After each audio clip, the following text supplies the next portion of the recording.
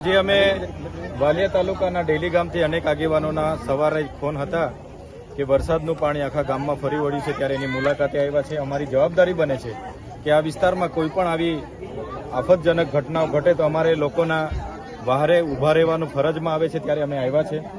ત્યારે અહીંયા જે પણ વરસાદી પાણી, જે સીમનું પાણી આખા ગામમાં ફરી વળ્યું છે અને ગામમાં ઘણી ઘર વખરી અને ઘણા નુકસાન છે, ત્યારે સરકારને આજે જ અમે કલેક્ટરશ્રીને હમણાં વાત કરવાના છે કે અહીંનું સર્વે કરીને જે પણ નુકસાની હોય એવા પરિવારોને કેશડોલ અથવા તો જે પણ સરકારશ્રીની સહાય હોય તે સહાય આપવામાં આવે. સાથે સાથે આ ગામમાં જ્યારે પણ આવો વરસાદ થાય છે તો આખા સીમનું પાણી અહીંયા આવી જાય છે. આ કાયમી સમસ્યા છે. તો નિષ્ણાંતોને સાથે રાખીને, ગામના આગેવાનોને સાથે રાખીને એનું સર્વે કરવામાં આવે અને સીમનું પાણીનું કઈ રીતના બારોબાર નદીઓમાં નિકાલ થાય એ પ્રકારનું આયોજન કરીને એની પ્રી મોન્સૂનની કામગીરી કરવામાં આવે, એ પણ અમે કલેક્ટરશ્રીને માંગ કરીશું. સાથે સાથે ગામના લોકોનો પ્રશ્ન છે, વર્ષોથી જ્યારે પણ કોઈ ગામમાં મરણ થાય છે તો આ નદી તરીને એ અગ્નિ સંસ્કાર માટે પેલા બાજુ લઈ જવું પડે છે. ત્યાં કાયમી પ્રશ્નોનો પણ નિરાકરણ આવે એ બાબતની રજૂઆત પણ આજે અમે પ્રશાસનને અને કલેક્ટરશ્રીને કરીશું. જે પણ લોકોની જાનમાન, ઘર વખરી, ઘરોને કે ખેતી પાકોને નુકસાન થયા હોય એમનું સર્વે કરાવીને એમને કેશડોલ કાં તો સરકારી સહાય આપવામાં આવે એ પ્રકારના પ્રયાસો અમે કરતા રહીશું. 25 જેટલા ઘરોમાં 70 લોકો ફસાયા છે. એમનો બચાવ માટે કે ફૂડ પેકેટ માટે કોઈ વ્યવસ્થા? હાલમાં અમે અહીંયા આવ્યા છે ત્યારે ગામના લોકો દ્વારા જાણવા મળ્યું છે જે ફળ્યું છે એમાં 70 થી પણ વધારે લોકો સંપર્ક વિહોણા થયા છે, ચોફેરથી પાણી ફરે છે.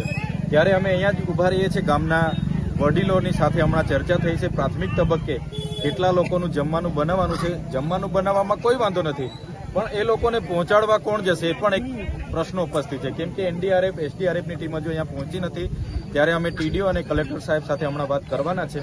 એ ટીમ જેવી આવશે તો એમની ભોજનની વ્યવસ્થા પણ કરીશું અને આવનારા સમયમાં કાયમી એનો કોઈ નિકાલ આવે એ પ્રકારનું વહીવટી તંત્ર કામ કરે એ પ્રકારનું પણ એમને અમે ધ્યાન દોરીશું.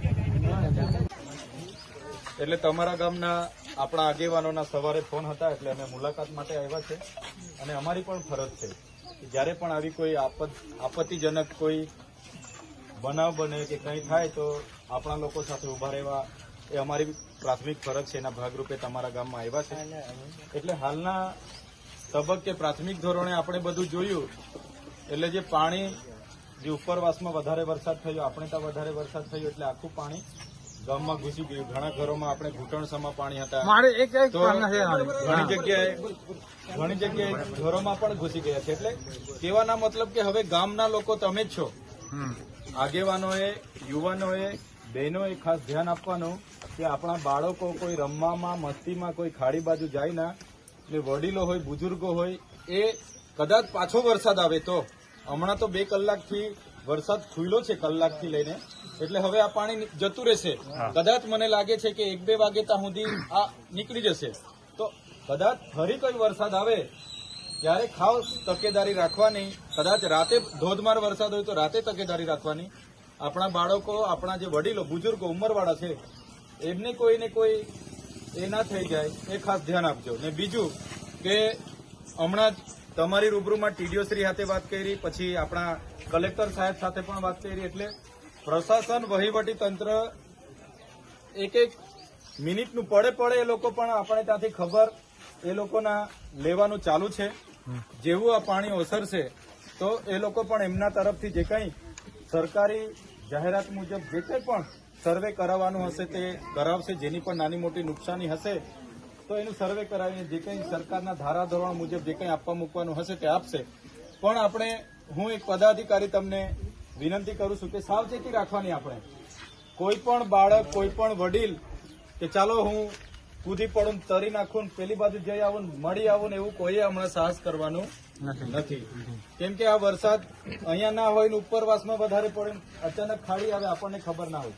એટલે 2 દિવસ રેડ એલર્ટ છે આપણા જિલ્લામાં. એટલે 2 દિવસ તમે બધા સાચવજો, આપણા બાળકોને પણ સાચવજો. અને આ 2 દિવસ રેડ એલર્ટ નીકળી જાય પછી નાના મોટા જે પણ કામો હશે ખેતરના, આ હોય તે હોય, બધા કરજો. પણ 2 દિવસ એકબીજાની સાવચેતી રાખજો. જ્યારે પણ તમને એવું લાગે કે ખૂબ વરસાદ થયો, ઘરોમાં ઘૂસી ગયો, તો આપણા ડિઝાસ્ટર મેનેજમેન્ટના તાલુકાના, જિલ્લાના નંબરો જાહેર કર્યા છે. સાથે સાથે પ્રશાસનના નંબરો જાહેર કર્યા છે, સાથે સાથે અમારા જેવા પદાધિકારીઓના પણ નંબરો તમારી પાસે હશે તો તમારે જાણ કરવાનું. અમારે જ્યાં ડિઝાસ્ટરને કેવું હશે, એસડીઆરએફને કેવું હશે, એનડીઆરએફને કેવું હશે તો અમે ઉપર વાત કરીશું. પણ સાવચેતીના ભાગરૂપે તમારે કોઈ જગ્યાએ ઉતરવાનું નથી અને ખાસ બાળકોને વડીલોને તમારે ધ્યાન રાખવાનું છે. હમણાં કોઈ ચિંતાનો એટલો વિષય નથી. પાણી ઓછું થયેલું છે. 2 કલાક 3 કલાકમાં બધું ઉતરી જશે. બરાબર છે. એટલે કોઈ અફવામાં નથી આવવાનું કે કોઈએ સામેવાળા શું કરતા હશે જોઈ આવો, કૂદી આવો, ફરી આવો એવા કોઈએ સાહસ કરવાનું નથી. હમણાં પોતપોતાની સાવચેતી એટલી રાખવાની કે હમણાં પાણી 2 કલાક 3 કલાકમાં ઉતરી જવાનું છે. એટલે કોઈએ બીજી કોઈ ચિંતા કરવાની જરૂર નથી. જ્યારે પણ કંઈ વધારે જ વરસાદ થઈ જાય પછી કોઈ નદી આવે તો આપણે ડિઝાસ્ટર મેનેજમેન્ટ છે, તાલુકા વહીવટી તંત્ર છે ને અમારા જેવા પદાધિકારીઓને તમે જાણ કરજો. પણ કોઈ ગભરાઈ જવાનું નથી કે અફવામાં પડવાનું નથી કે કોઈ પેલી કિનારે છે એ લોકોને જોઈ આવું, ફરી આવું, મળી આવું એવું કોઈ સાહસ કરવાનું નથી. એટલે આ 1-2 દિવસ સાચવી લેજો. પાણી ઉતરી જશે પછી જે કોઈ તમારી કઈ નાની મોટી નુકસાની હશે સરકારની ધારાધોરણો મુજબ એનું સર્વે થશે. જે કંઈ મળવા પાત્ર હશે એ લોકોને મળશે પણ હમણાં કોઈ બીજી અફવામાં કે બીજી રીતે કોઈ પડવાનું નથી. તો